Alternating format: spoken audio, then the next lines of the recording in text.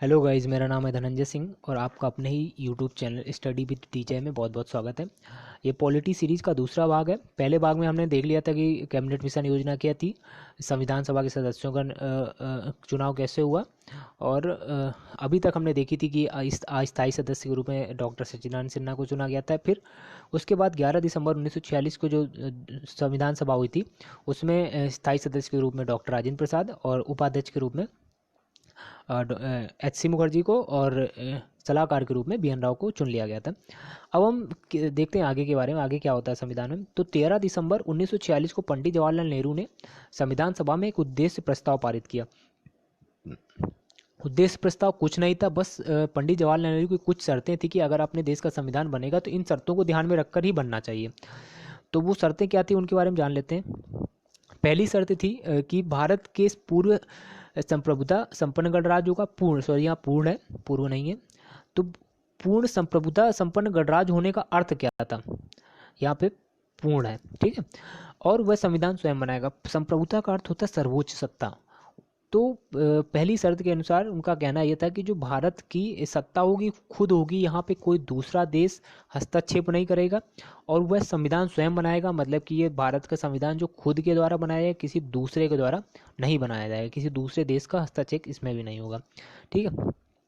अब दूसरी शर्त थी कि भारत संघ में ऐसे सभी क्षेत्र शामिल होंगे जो इस समय ब्रिटिश भारत में हों। इस समय का मतलब था उस टाइम से जब ये उन्होंने उद्देश्य प्रस्ताव पारित किया था, या देसी रियासतों में हो या इन दोनों के बाहर हों, ऐसे क्षेत्र जो संप्रभुता संपन्न भारत संघ में शामिल होना चाहते हैं। उनका मतलब ये था कि उस समय जो अलग अलग जो छोटे छोटे टुकड़ों में बटे हुए रियासतें थी, जो ब्रिटिश भारत था, वहाँ के लोग जो भारत संघ में अपने मन से अपने खुशी से शामिल होना चाहते हैं वो भी आ सकते हैं, या जो भारत का हिस्सा नहीं थे, वहाँ जो दूसरे अलग राज्य थे, वो भी अगर भारत में हिस्सा लेना शामिल होना चाहते हैं भारत संघ में।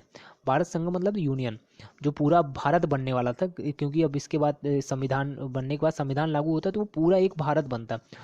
तो वो अपने मन से शामिल होना चाहते हैं, अपनी इच्छा से शामिल होना चाहते हैं, तो वो भारत में आ सकते थे। उनका मतलब ये था। तीसरा था भारतीय संघ तथा उसकी इकाइयों में समस्त राज शक्ति का मूल स्रोत स्वयं जनता होगी। इसका मतलब था सीधे लोकतंत्र से, कि जो राज्य सत्ता होगी, जो सत्ता होगी, वो जनता के हाथ में होगी। इसका मतलब क्या था कि जो प्रधानमंत्री का चुनाव होगा वो किसके द्वारा होगा, वो जनता के द्वारा होगा। वही है हम लोग का प्रधानमंत्री का प्रत्यक्ष चुनाव किया जाता है। प्रत्यक्ष चुनाव का मतलब होता है कि जनता द्वारा किया जाता है, ठीक है।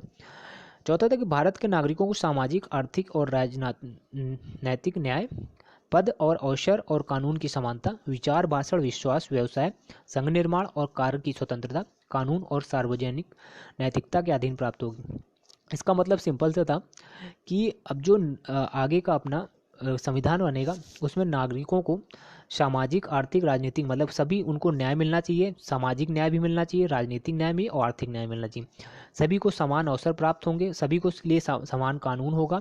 ये नहीं कि जाति रंग के आधार पर या भेदभाव किया जाए और उनके लिए कानून में ऊपर नीचे के कानून की, इनकी ये नीचे जाति के हैं तो इनके लिए अलग कानून, ऐसा कुछ उन्होंने कहा था। सबके लिए कानून समान, या कोई दूसरे देश से आता है तो उसके लिए दूसरा कानून होगा, ऐसा कुछ नहीं। सबको अपनी बात रखने का मौका दिया जाएगा। ये सारी चीज़ों को ध्यान में रखकर ही संविधान आगे बनेगा।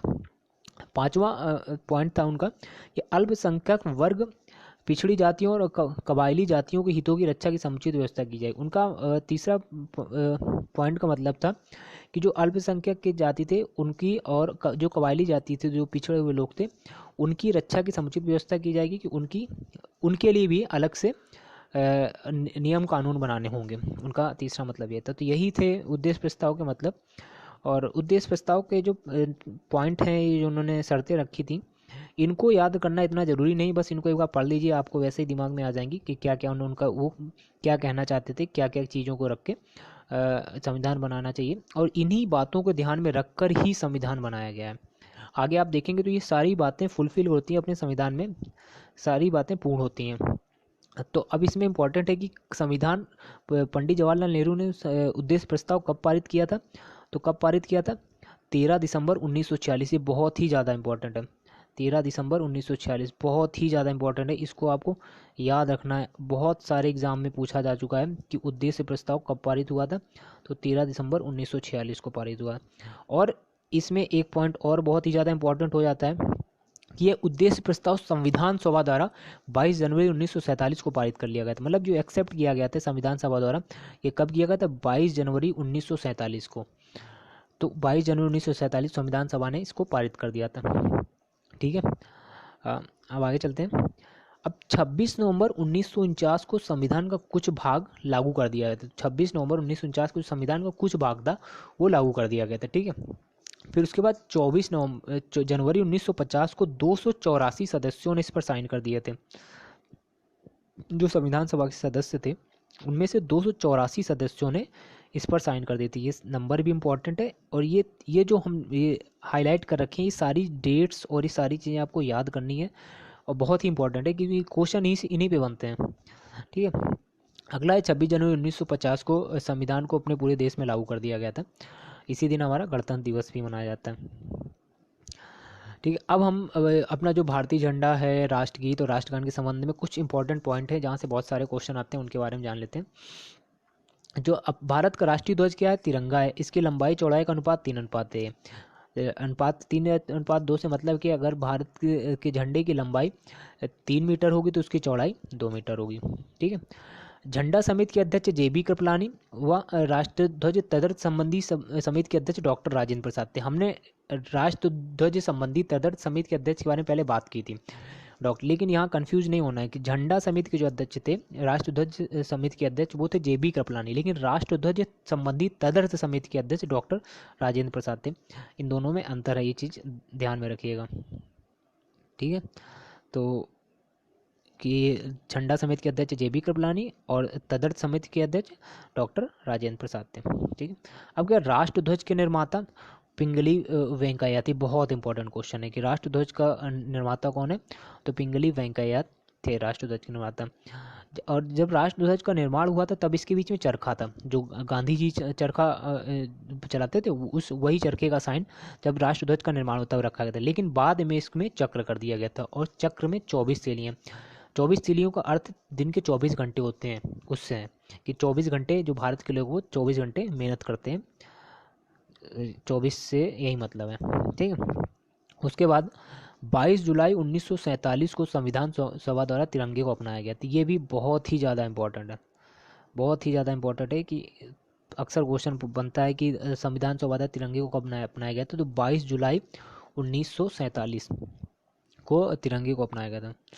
ठीक है, उसके बाद पंडित जवाहरलाल नेहरू ने, ये भी बहुत इंपॉर्टेंट है कि पंडित जवाहरलाल, अक्सर क्वेश्चन पूछा जाता है कि तिरंगे को पहली बार कब लहराया गया। तो तिरंगे को पहली बार पंडित जवाहरलाल नेहरू ने लाहौर के तट पर, रावी नदी के तट पर कहाँ पे? लाहौर में 31 दिसंबर 1929 को लहराया था। कब लहराया था? आज़ादी के बहुत पहले, आज़ादी के बहुत पहले, लगभग 20 साल पहले इन्होंने तिरंगे झंडे को लहरा दिया था। तो अब ये कैसे लहराया था, अब उसके बारे में आगे चलेंगे तो डिटेल में बात करेंगे क्यों लहराया था। तो ये आगे का विषय, आगे इसके बारे में बात करेंगे। ये इम्पोर्टेंट भी बहुत है कि कब लहराया था, किसने लहराया था और किस जगह लहराया। तो रावी नदी के तट पर लाहौर में 31 दिसंबर 1929 को लहराया था। ठीक है, अगला है 26 जनवरी 1930 को पंडित जवाहरलाल नेहरू ने पूर्ण स्वराज की घोषणा की। यही एक पॉइंट है जिसकी वजह से अपना गणतंत्र दिवस 26 जनवरी को मनाया जाता है, क्योंकि 26 जनवरी 1930 को पंडित जवाहरलाल नेहरू ने पूर्ण स्वराज की घोषणा कर दी थी कि भैया हमें पूर्ण स्वराज चाहिए। तो पूर्ण स्वराज चाहिए, इसीलिए 26 जनवरी की घोषणा की थी। इसलिए जो हमारा गणतंत्र दिवस है वो 26 जनवरी को मनाया जाता है। कब मनाया जाता है? इसीलिए हमारा जो गणतंत्र दिवस है 26 जनवरी को मनाया जाता है। ठीक है, एक केस हुआ था, नवीन जिंदल केस हुआ था कि वो कहीं बाहर से आए थे और वो झंडे को लहरा रहे थे। ये 2002 के पहले की बात है। तो उनको रोका गया झंडे, तो उन्होंने सुप्रीम कोर्ट में इसको केस किया कि ये तो हमारा मौलिक अधिकार है कि हम अपने देश प्रेम को शो करना चाहते हैं, तो हम कैसे दिखाएं। तो इसके उस पर उन्होंने केस किया, वो केस जीत भी गए थे। तो ये अक्सर क्वेश्चन आता है कि झंडे से संबंधित केस कौन सा है। तो नवीन जिंदल केस झंडे से संबंधित है। ठीक है, तो नवीन जिंदल केस झंडे से संबंधित इंपॉर्टेंट क्वेश्चन। फिर उसके बाद सुप्रीम कोर्ट ने आम लोगों को फहराने के लिए 26 जनवरी 2002 से ससम्मान, ऐसे नहीं कि आप झंडे का अपमान करें, झंडे को ससम्मान फहराने की अनुमति 26 जनवरी 2002 से दे दी थी। ये भी तारीख बहुत इंपॉर्टेंट है कि 26 जनवरी 2002 से आम लोगों को झंडे के फहराने की अनुमति, उसके पहले आम लोगों को झंडे की फहराने की अनुमति नहीं थी। ये भी बहुत ही ज़्यादा इंपॉर्टेंट है, इसको भी ध्यान में रखिएगा। अब भारत का झंडा गीत क्या है? भारत का झंडा गीत विजय विश्व तिरंगा प्यारा। कौन सा है? विजय विश्व तिरंगा। इसकी रचना किसने की थी? श्यामलाल गुप्त पार्षद ने। ये भी इम्पोर्टेंट है, अक्सर पूछ लेता है कि भारत का झंडा गीत। अभी क्वेश्चन पूछ लेगा, अब आगे आ भी सकता है, क्योंकि आपने ये राष्ट्रगीत के बारे में, राष्ट्रगान की थी, तो झंडा गीत के बारे में ऑब्वियसली पूछ लेता है, तो आपको पता होना चाहिए कि जो भारत का झंडा गीत क्या है और इसकी रचना किसने की थी। तो भारत का झंडा गीत है विजय विश्व तिरंगा प्यारा, इसकी रचना श्यामलाल गुप्त पार्षद जी ने की थी। ठीक है। अब अपने जो राष्ट्रीय चिन्ह है उसके बारे में बात कर लेते हैं। भारत का राष्ट्रीय चिन्ह क्या है? अशोक चक्र है। अच्छा, इसको लिया कहाँ से गया है? जो सारनाथ स्थित जो स्तंभ है वहाँ से इसको लिया गया है। ठीक है। अगला है कि राष्ट्रीय चिन्ह को 26 जनवरी 1950 को अपनाया गया था। जो राष्ट्रीय चिन्ह था उसको 26 जनवरी 1950 को अपनाया गया था। कब अपनाया गया था? 26 जनवरी 1950 को। ये भी बहुत ही इंपॉर्टेंट है। जितने भी डेट्स हैं कब अपनाया गया था, ये सारे बहुत इंपॉर्टेंट है। यहाँ से क्वेश्चन अक्सर आते हैं और आगे भी पूछे जाएंगे, तो यहाँ पे ये सारी चीज़ें आपको याद करनी पड़ेंगी। और एक बार में नहीं, आप इसको 2 या 3 बार रिवीजन करेंगे। इसके बाद अभी आपको समझ लेना, एक बार वीडियो देख के आप समझ लीजिए, फिर इसको आप पॉज करके नोट्स बनाइए। फिर जब आप एक बार रिवीजन या 2 बार रिवीजन करेंगे तो आपको सारी डेट्स अपने आप ही याद हो जाएंगे। तो उसके लिए ज़रूरी इंपॉर्टेंट है कि आप इसके कंप्लीट नोट्स बनाइए। और अब हम जितना हम बता रहे हैं इसके अलावा आपको कहीं से कुछ भी देखने की ज़रूरत नहीं पड़ेगी। आप इसके नोट्स बनाइए। आप कुछ बहुत जो चीज़ें छूटेंगी ना, जो अभी आगे की कुछ चीज़ें हमने छोड़ दी है, हमने सीधे पॉलिटी से जहाँ संविधान शुरुआत हुई है कैबिनेट मिशन से, तो आगे जब ख़त्म होगी सीरीज उसके बाद में जो थोड़ी बहुत चीज़ें छूटेंगी उनको हम लास्ट में कवर कर देंगे। ठीक है। तो इसके नोट्स बनाने बहुत ज़रूरी हैं। तो अभी हमने कहाँ तक बात, हाँ, तो राष्ट्रीय चिन्ह को 26 जनवरी 1950 को अपनाया गया था। ठीक है। उसके बाद रविन्द्रनाथ टैगोर द्वारा रचित जनगण मन को संविधान सभा ने 24 जनवरी 1950 को भारतीय राष्ट्रगान स्वीकार किया। जो अपना राष्ट्रीय गान क्या है? जनगण मन है। और इसको किसके द्वारा रचना इसकी की गई थी? तो इसकी रचना की थी रविन्द्रनाथ टैगोर द्वारा। और इसको कब अपनाया गया था? 24 जनवरी 1950 को अपनाया गया था। देखो, 26 जनवरी 1950 को अब किसको अपनाया गया था? राष्ट्रीय चिन्ह को अपनाया गया था, लेकिन राष्ट्रगान को 24 जनवरी 2 दिन पहले, जस्ट 2 दिन पहले अपनाया गया था। ये कंफ्यूज कर सकता है 24 जनवरी 26 जनवरी। 24 जनवरी को हमने आगे बताया था, सभी 284 मेंबर ने साइन किए थे, उस दिन अपनाया गया था। ठीक है। और 26 जनवरी को अपना संविधान पूरी तरह लागू किया था, उस दिन क्या अपनाया गया था? राष्ट्रीय चिन्ह को अपनाया गया था। ठीक है। राष्ट्रगान को सर्वप्रथम 1911 में कोलकाता अधिवेशन में गाया गया था। अभी अक्सर कंफ्यूज कर जाता है कि नहीं, राष्ट्रगान को अगर 1950 में अपनाया गया तो पहले तभी गाया गया होगा। नहीं, 1911 का जो कोलकाता अधिवेशन हुआ था उसमें 27 दिसंबर को गाया गया था। ये इंपॉर्टेंट है कि अक्सर पूछा जाता है कि राष्ट्रगान को किस अधिवेशन में गाया गया था। तो किस अधिवेशन में गाया गया था? कोलकाता अधिवेशन में गाया गया था 1911 में। ये सारी चीज़ें याद रखनी है। आप डेट याद नहीं रखते हो तो नहीं इंपॉर्टेंट, लेकिन 1911 कलकत्ता अधिवेशन में पहली बार राष्ट्रगान को गाया गया था। राष्ट्रगान को गाने में कितना समय लगता है? 52 सेकंड लगते हैं, सबको पता होगा। ठीक है। बंकिम चंद्र चटर्जी द्वारा रचित वंदे मातरम को संविधान सभा में 24 जनवरी 1950 को राष्ट्रीय गीत स्वीकार किया। अपना राष्ट्रीय गीत क्या है? वंदे मातरम। वंदे मातरम अपना राष्ट्रीय गीत है, जिसको भी राष्ट्रगान और राष्ट्रगीत दोनों को कब अपनाया गया? 24 जनवरी 1950। 24 जनवरी 1950 को कब अपनाया गया? 24 जनवरी 1950। ठीक है।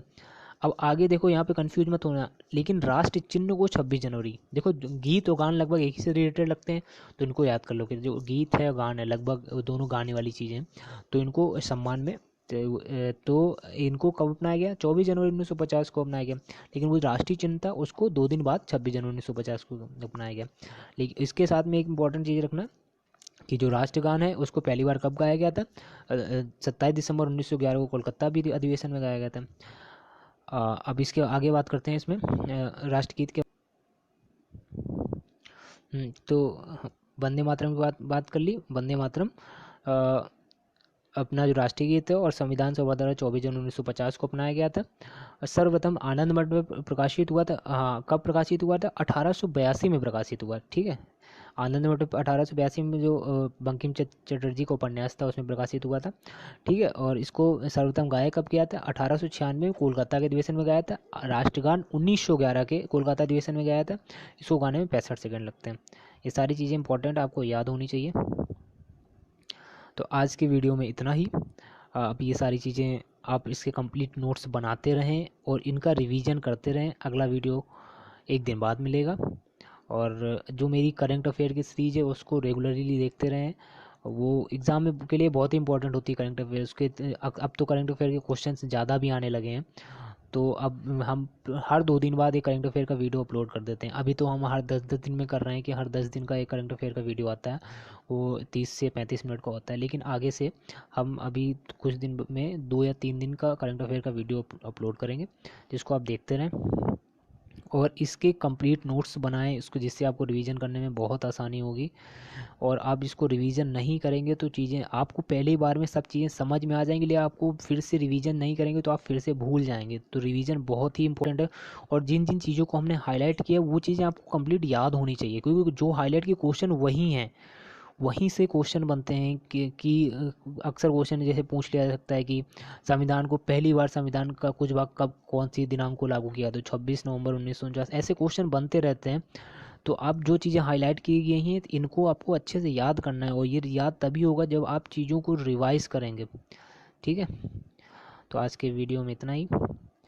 अगर वीडियो अच्छा लगा हो तो प्लीज़ लाइक करें, अपने दोस्तों के साथ शेयर करें। आप अपने दोस्तों के साथ शेयर करेंगे तो उनको भी इससे मदद मिलेगी। और प्लीज़ मेरे चैनल को सब्सक्राइब करें, और अगला जो पार्ट है, तीसरा पार्ट है, वो एक दिन बाद अपलोड हो जाएगा। Thank you.